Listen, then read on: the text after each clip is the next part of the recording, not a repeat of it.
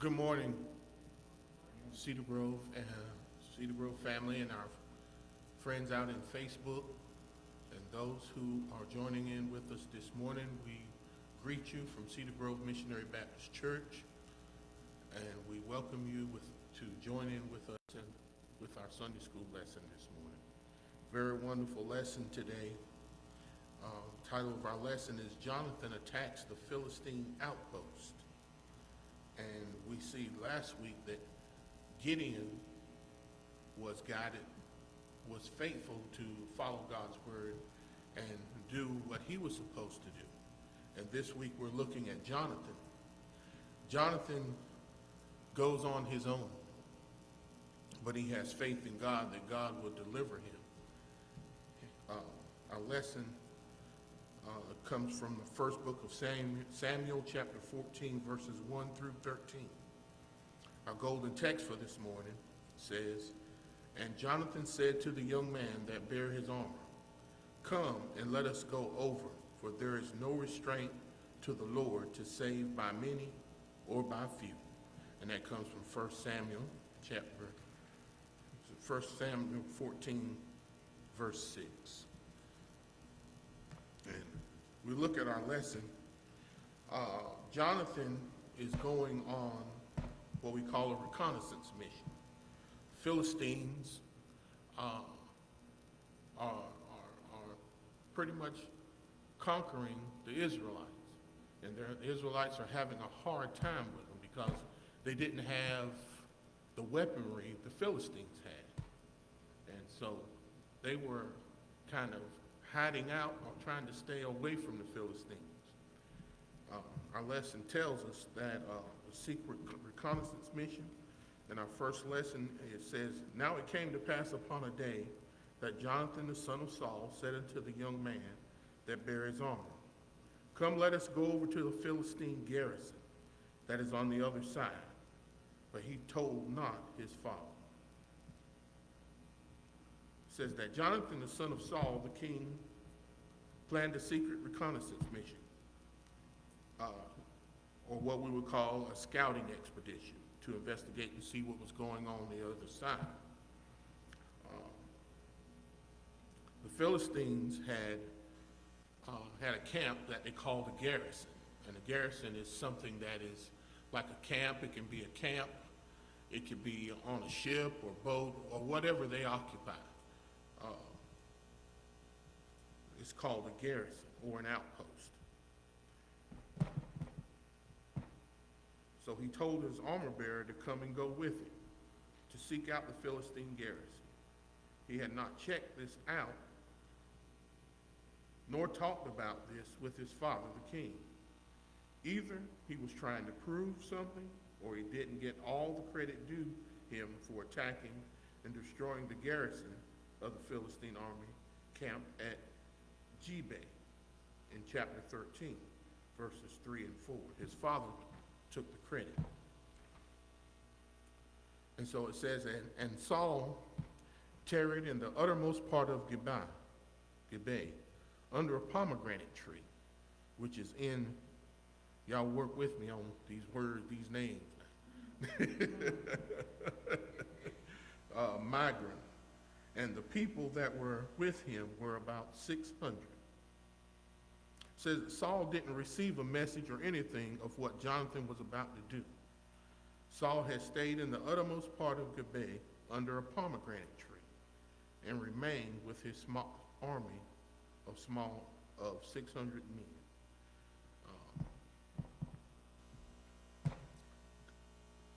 Saul, as it says, didn't know what Jonathan was about to do, and he stayed under the pomegranate tree and had an army of about 600 men.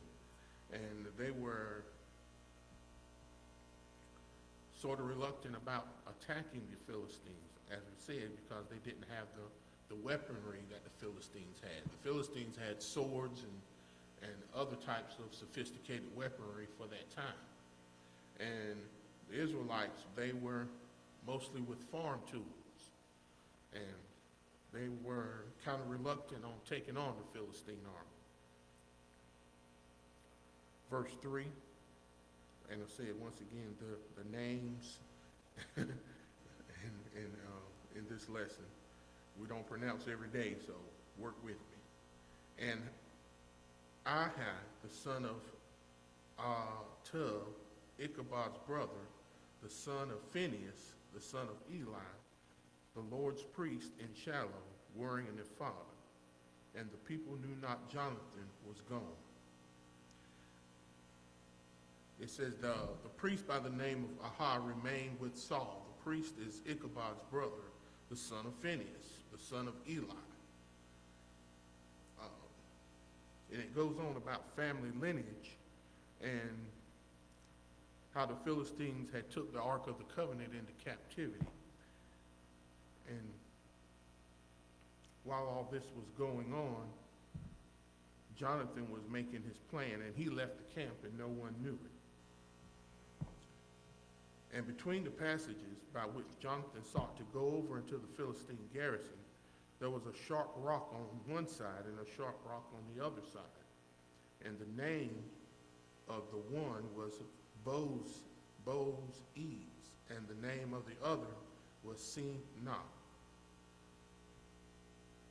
The path he took to reach the Philistine garrison was a narrow path over two sharp rocks which had been named. Boaz meaning the gleaming one, and on the other side, a sharp rock on the other side named Seneth means the thorny one. This reconnaissance mission was done secretly. And it must have been very important to point out the path that Jonathan was taking, because it was a difficult path.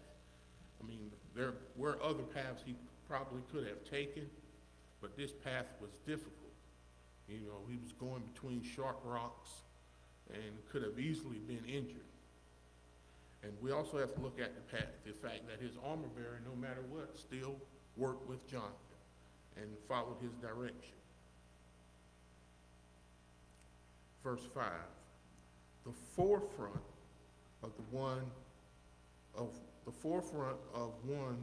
situated to the northward over against Michmash, and the other southward against Gibeah. It says that therefore the rock on the north had risen on front of Michmash,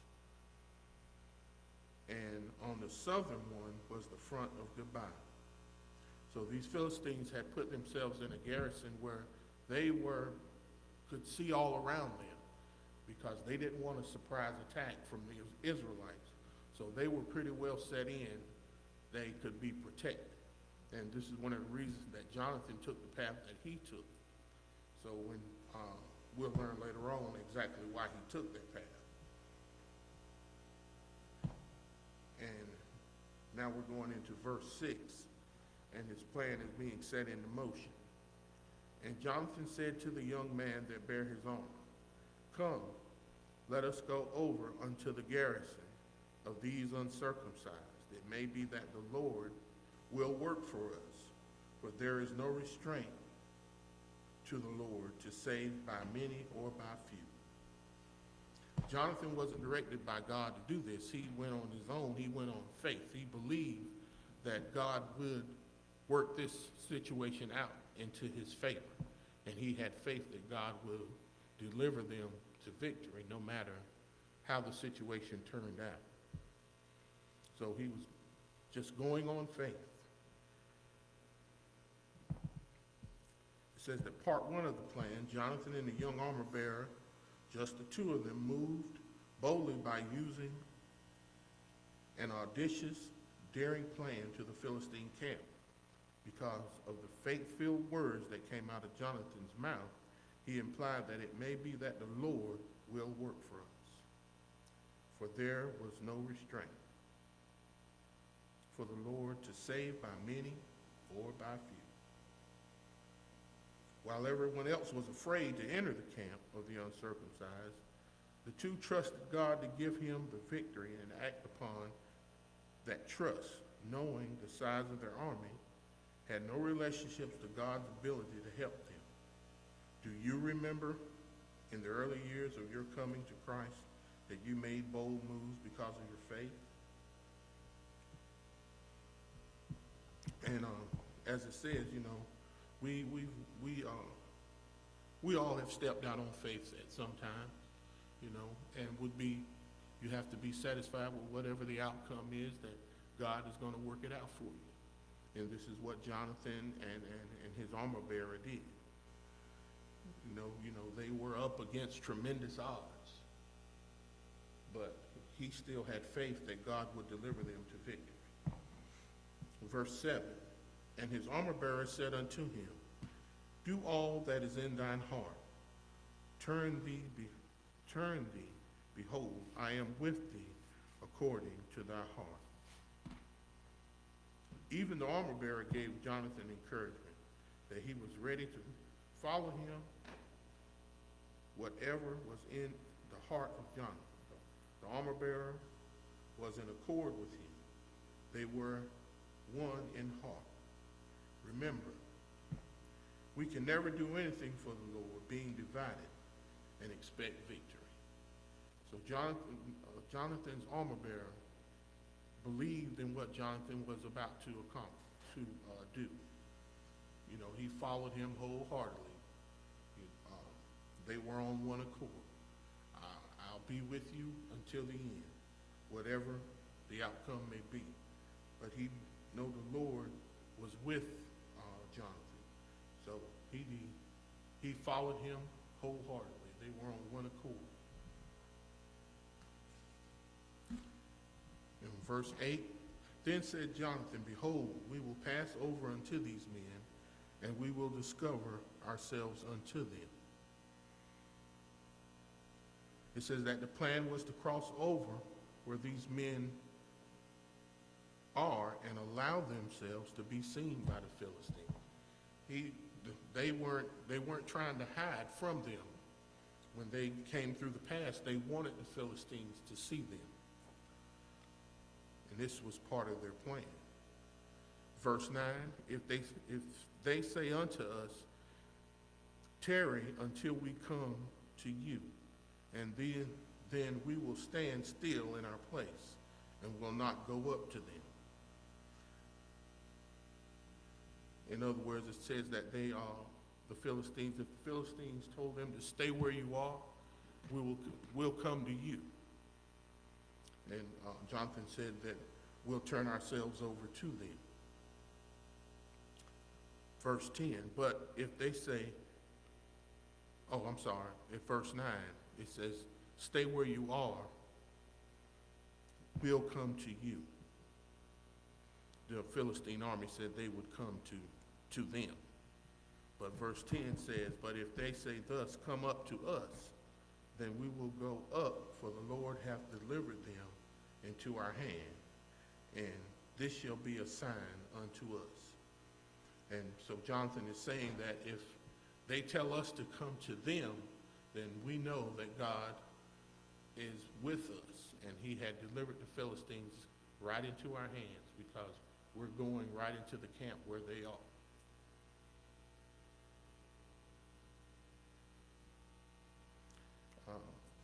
Verse 11, and both of them discovered themselves into the garrison of the Philistines.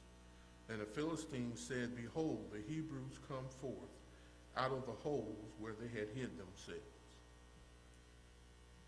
So the Philistines were sort of making fun of Jonathan and his armor bearer, because they knew that the Israelites were in hiding. They were hiding themselves in caves and holes, and the Philistines knew that,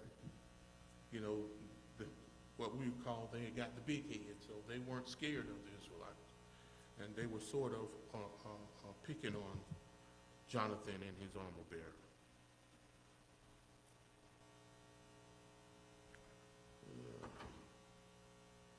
And verse 12, and the men of the garrison answered Jonathan and his armor bearer and said, come up to us, we will show you a thing. And Jonathan said unto his armor bearer, come up after me, for the Lord hath delivered them into the hand of Israel. Now what a spectacular moment in the life of a warrior. The Philistine men of the garrison answered Jonathan and the armor bearer just as they desired. That was the sign that John was looking for, to tell them to come up to them. And come up to us and we will show you a thing, meaning how to fight. Upon Jonathan hearing this, he knew the Lord was on his side. So Jonathan told the armor bearer, come up after him, for the Lord hath delivered the Philistines into the hand of Israel. The victory was not just for him and the armor bearer, but for all of Israel. Whatever victory God allows you to win, it's not just for you, but for a generation. And we can see that Jonathan really had strong faith, because the men in the garrison, didn't say, or I didn't see how many men were at the garrison, but I'm quite sure there was more than two. And Jonathan had faith that God would deliver them into the hands of Israel. So, just him and his armor bearer took on an entire garrison of men and were victorious. And that's strong faith. And for our last verse, Jonathan climbed up upon his hands and upon his feet, and his armor bearer after him. And they fell before Jonathan, and his armor bearer slew after him. So Jonathan didn't waste any time. He climbed upon his hands and his feet, with his armor bearer coming behind him, and the enemy fell before Jonathan, and he and his armor bearer killed them all. That's strong faith. When just two men take on a whole entire garrison. God gave them the strength to take on a whole army, a whole little small regiment of men. And it says that they slew them all. Jonathan and Saul, Jonathan, the son of Saul, the king, planned a secret reconnaissance mission to the other side of the garrison camp of the Philistines. So he told the armor bearer to come and go with him. He did not talk about this with his father, the king. Saul didn't receive a message or anything. Jonathan was about to do. Saul had stayed in the uttermost parts of Gibeah under a pomegranate tree in Migron, and remained with his small army of 600 men. Ahai the priest remained with Saul, and no one knew that Jonathan had left the camp. The path took to reach Philistine garrison was a narrow path with two sharp rocks. And on the other side, with two sharp rocks. This was done secretly. Therefore, the rock on the north was the front, and the southern was on the front of Gibeah. Very wonderful lesson this morning, and it shows how strong Jonathan's faith was to go and take on a small army. He wasn't directed by God, but he had faith in God that God would deliver them. And we too, whenever we start something or we try to accomplish something, we put it in God's hands and pray that he gives us the strength to carry through and direct our path. And this is what Jonathan done. A very wonderful lesson this morning. Next week, we'll be looking at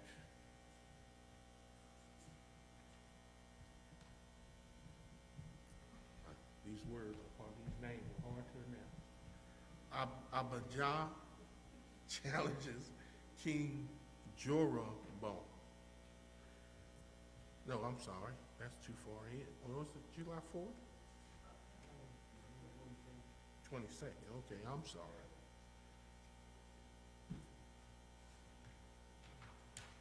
I'm way too far ahead.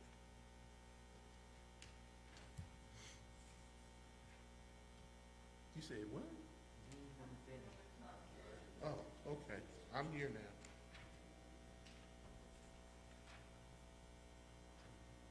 Elijah rebukes King Ahab. And so, uh, who's teaching next week? Huh? Sister Rosia. So we look forward to seeing Sister Rosia next week. I'm gonna get out your way now.